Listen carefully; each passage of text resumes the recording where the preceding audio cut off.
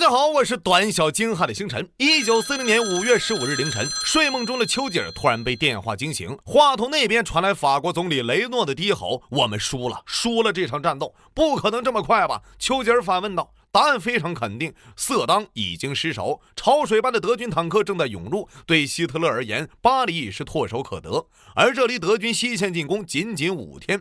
第二天，丘吉尔紧急飞抵巴黎，在作战会上，他焦虑地问道：“机动部队在哪儿？一支也没有。你准备从哪里反攻呢？”法军总司令甘莫林绝望地耸了耸肩。为了重振士气，法国总理决定邀请时年84岁的传奇英雄重新出山。当他的身影出现在议会，全场掌声雷动。他的名字叫菲利普·贝当。1940年5月17日，距法国投降仅剩35天。早在1年前，法兰西还远非这般光景。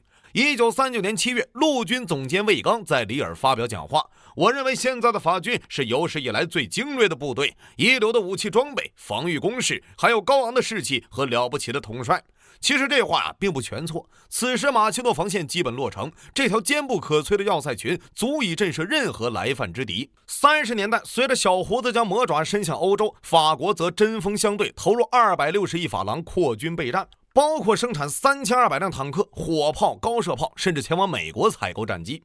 但巨大投入之下，回报并不乐观。由于此前多年军费缩减，法国的车床比德国平均老旧13年，军工企业无法跟上生产需求。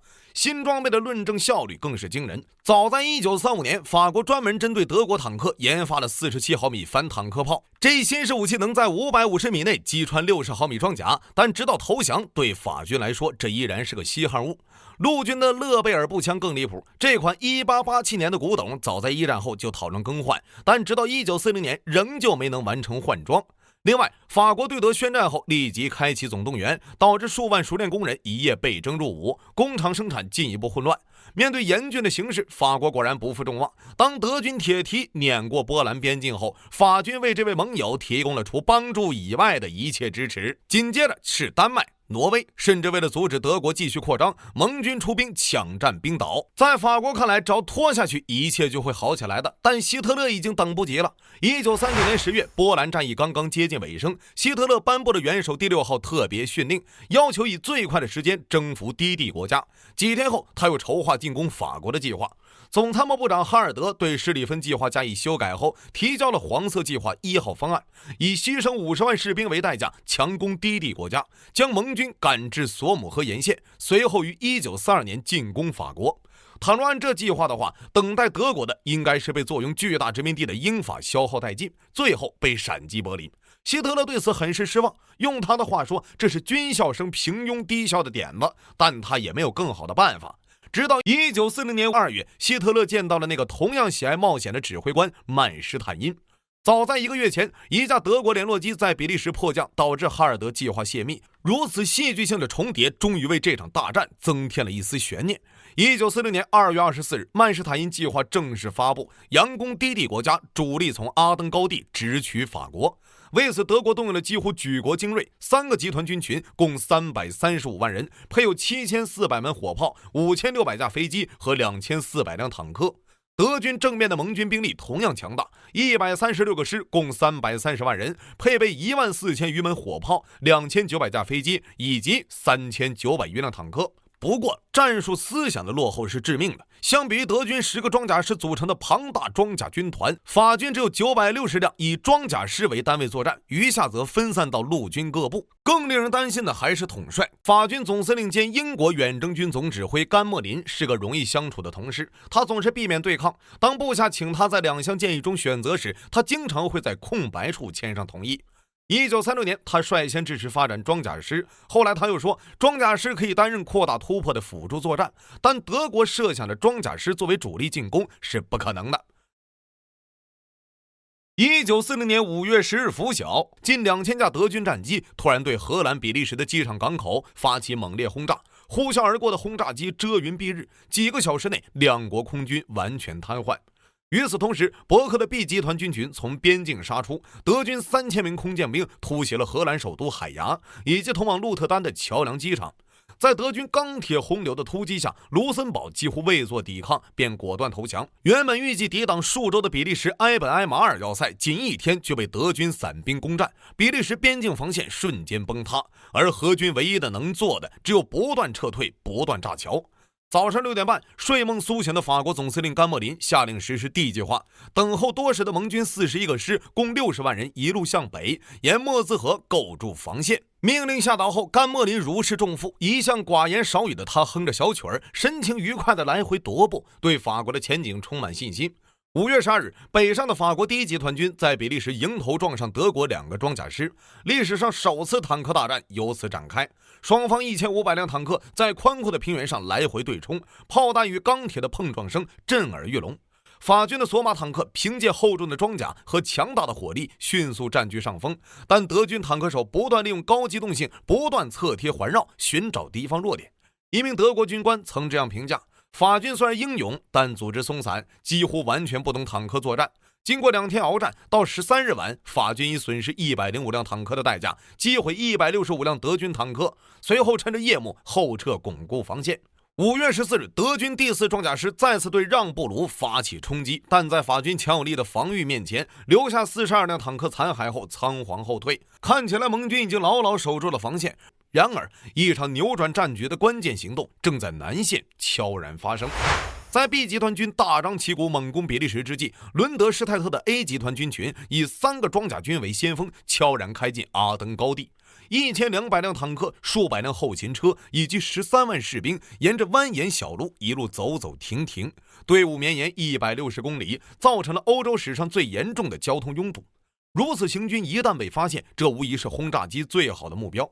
但德军沿途遇到的最大的障碍来自比利时工兵设置的路障，让德军花费了8小时清理。1940年，盟军获得哈尔德计划后，曾经分析过无数种德军进攻的可能：从低地国家攻入法国，穿过低地国家从后方包抄马奇诺防线，或是直接强攻马奇诺，甚至考虑了借道瑞士，但几乎从未考虑到这里，因为在法国看来，阿登山区是不可逾越的。5月12日下午2点，古德里安的先头部队率先通过山区，朝着莫兹河进发。1天后，色当战役打响，一批又一批的德国俯冲轰炸机如同猛兽撕咬猎物般冲向前方，将无数炸弹倾泻在法军防线，天空中仿佛下起了火雨。相比于攻势的破坏，更严重的是对士气的打击。色当地区只有1个炮台，面对德军飞机袭击，许多法军士兵只能用步枪还击。一名法国士兵这样描述：每一架敌机似乎都是冲自己来的，战友被炸弹的爆炸和轰炸机的尖叫吓得胆战心惊，此刻他们唯一关心的只有活下去。轰炸持续了8小时，下午4点，古德里安的装甲军团开始强渡莫兹河。冲在最前面的是大德意志团，他们乘坐的橡皮艇迎着机枪炮火涌向前方，刚一靠岸便冲向法军阵地。到晚上11点，第1座浮桥已经架好，德军坦克开始渡河。在南线取得突破之际，北面霍特的第15装甲军同样进展神速。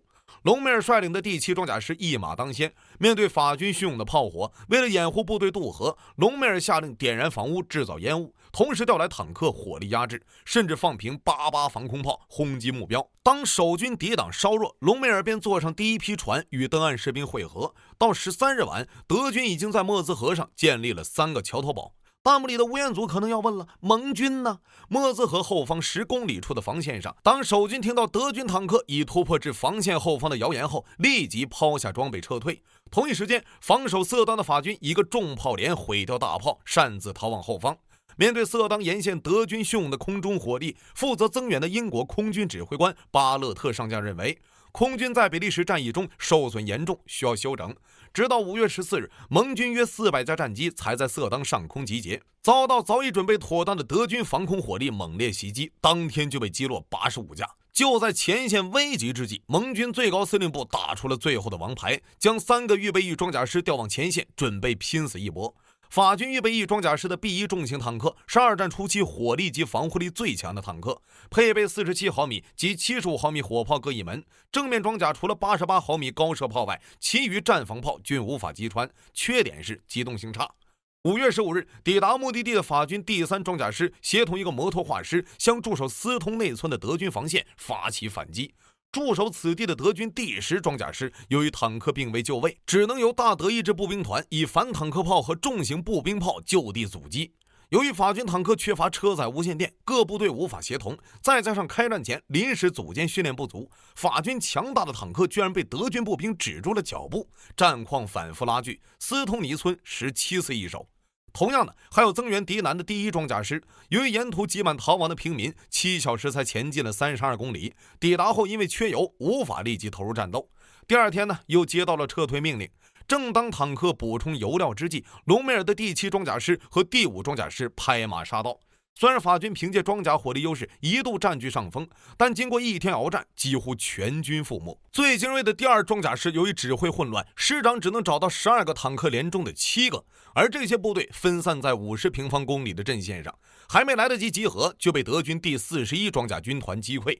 时间1分1秒流逝，在德军排山倒海攻势下，色当防线已经被撕开一个70公里的缺口，尾随而至的机械化集群沿着缺口狂飙突进。隆美尔亲率2个坦克营日夜兼程，24小时内推进110公里，一举俘虏1万法军。古德里安更快，他要求部下直接向英吉利海峡挺进。装甲兵团总指挥克莱斯特2次电令其放慢速度，均遭到无视，最后直接下令其停止进军，否则解除指挥权。一气之下，古德里安递交辞呈，但第2天又继续前进。5月15日晚，法国总司令甘莫林接到报告，德军已抵达蒙特高内，随后致电外交部长达拉蒂。当甘莫林表示已经没有预备部队时，达拉蒂喊道：“那么法军岂不是完蛋了？”甘莫林肯定地答道：“是的，这意味着法军的毁灭。”德军坦克推进如此之快，甚至连希特勒都感到吃惊。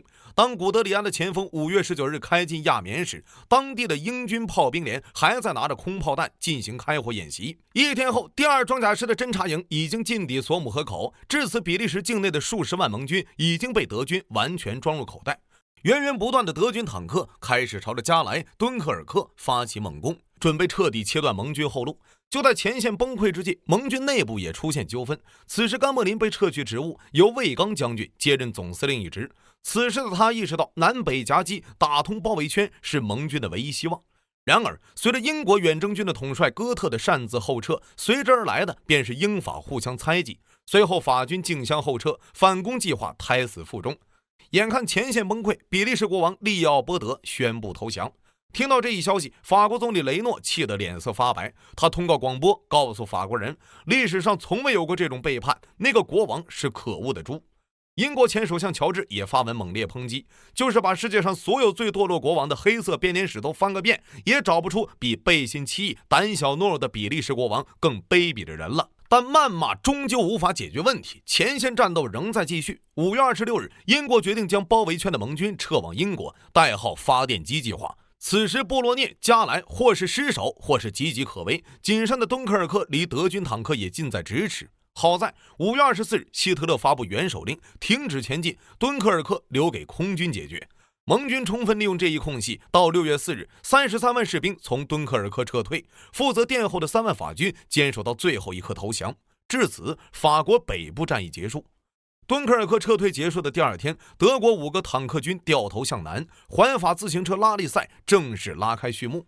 数千辆坦克在西欧平原上一骑绝尘，他们一往无前，直朝着巴黎而去。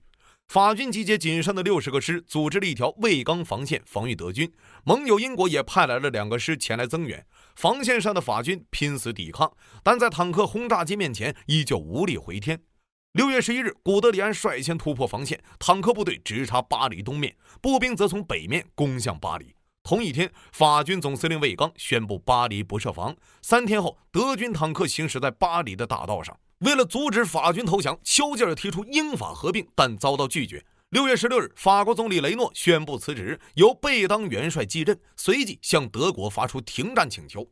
此处我有一联：上联42天千锤百炼，固守马奇诺防线；下联84岁老将迟暮，铸就法兰西速度。1940年6月21日，希特勒抵达贡比涅。22年前，正是这里，德国向协约国投降。为了报复法国呢，当年签署停战协议的火车车厢被德军从博物馆中移出，作为谈判地点摆在1918年谈判时的准确位置上。6月22日上午8点，希特勒坐在当年法国元帅福煦面对德国代表时坐的位置上，签下了自己的名字。随后，法国代表也在停战协议上签字，法兰西投降。